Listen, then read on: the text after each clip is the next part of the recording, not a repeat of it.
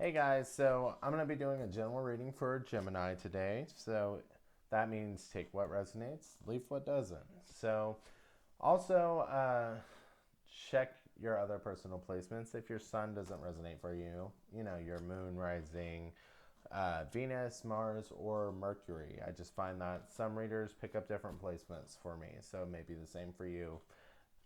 Anyway, so I'm going to be doing that thing where the sign with the most likes will get a bonus reading here in a couple of weeks. So make sure to show my channel some support if you enjoy this reading. So anyway, we'll go ahead and get into the reading.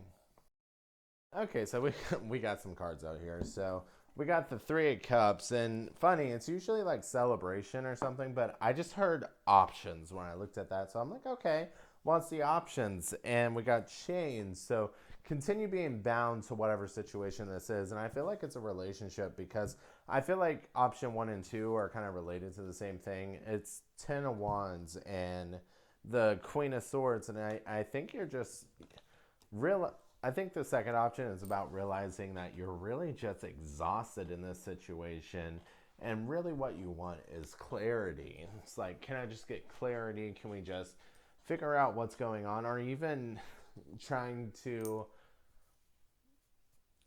understand, it may just be trying to approach it more of that diplomacy option.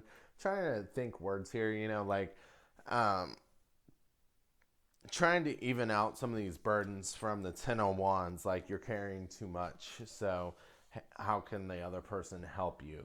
That's compromise. There we go. So you're basically like, how can we compromise? How can I not be the only one shouldering the burden here? Basically, maybe one of the things.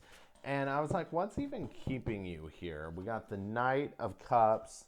We got Death card reverse. Definitely could be dealing with a Scorpio here. There's also Capricorn, Libra, Cancer, and the High Priestess. And I think you know this already. You just really don't want to know it, but you're holding on to the promises they made in like the heat of the moment. And in the heat of the moment, they probably actually meant it. All those romantic things they said, all the promises they made, all the lovey-dovey shit they said, but after the heat of the moment, what actions have they made to fulfill that? Because sometimes the Knight of Cups is just words, you know. Sometimes they just say it because they want love so bad that that's all they have on their mind. So they'll say the things that they're supposed to do or they're supposed to say, but where's the action? They don't always back it up. Like even in this Nine of Cups, like it looks like he's distracted. So a lot of people see the Knight of Cups as a good thing, and I'm just like, it kind of has its own obstacles. Sometimes the cup's empty. It's depicted as empty. I think they usually have good intentions, but sometimes it's just like false promises, and I think you know this. So that's why your last option here with the Nine of Wands. It's kind of interesting. The Nine of Wands can sometimes be depicted as battle worn and just ugh. But I'm kind of seeing this as you choosing yourself. And it's the brightest card here. Like, honestly, I think it's your best option just by looking at this. Now, I will pull for advice, but I'm like, choose yourself, go on your own journey, figure out what you want, because figuring out what they want and how to work with them is just like a pain in your ass, right? But I will go ahead and draw for advice for this situation. Honestly, now that I'm shuffling for advice and looking at the Nine of Wands, some of this could just be you voicing your needs, your wants, because maybe you've been quiet for too long about what you want, and because of these promises that this other person has made, you've tried to fulfill their needs without getting yours fulfilled, and you're like, okay, when's mine going to? Like, these words are awesome, but when are you going to actually do something? It kind of has this energy to this reading. So, with the Three of Swords and the King of Swords here, you need, I feel like you really need to vocalize how you've been hurt. And I don't know how well you can see this card because of the glare, but there is a line of fire here between the king and this lizard. And it's just like, okay, here's a boundary. I'm not allowing you to hurt me anymore, or like here you need to set up stronger boundaries or communicate your needs and wants. Like you guys need to get on the same page. You need to get clear. I do think you rather reconcile and attempt to make this better.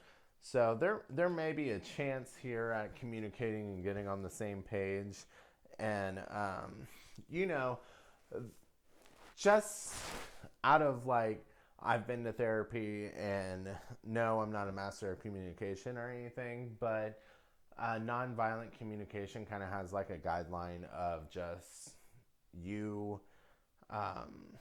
like you can look it up, and there's like a little thing, and it kind of talks about you just like owning your feelings basically and saying what you need instead of like criticizing or blaming the other person. And this could help in this case because it does seem like communication is needed.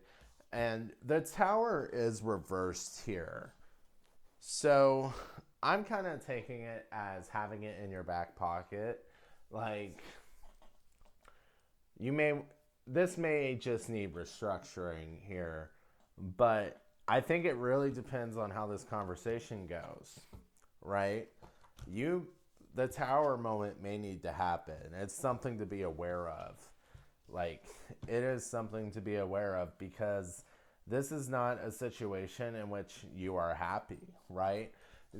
You may have to cut ties here. Like, I can see you really don't want to. So, I do think that the communication does need to happen because we have two cards that kind of speak communication to me, and with the Queen of Swords, that to me usually has like an element of truth and clarity. And it does seem like you're kind of searching for that, and you may need to communicate your boundaries, like I said. But something to be aware of, you may need to be aware that you need to have the strength to walk away if that is something that needs to happen. Could be dealing with another Gemini. There's also Aries and Scorpio. There's a few Scorpio cards here. Scorpio's a pretty heavy influence here, which is funny because I was actually going to use a different deck on your reading. Just quick side note. I was actually going to use the Halloween deck, and then I was like, wait, no, use that on Scorpio. So I don't know. There's been a lot of thought of Scorpio before this reading. So could be dealing with one. I could just be stating out all the like Scorpio tendencies before this. But anyway, hopefully this helped you guys. You guys have a great day. And remember to like the video if you did for the chance for the bonus reading.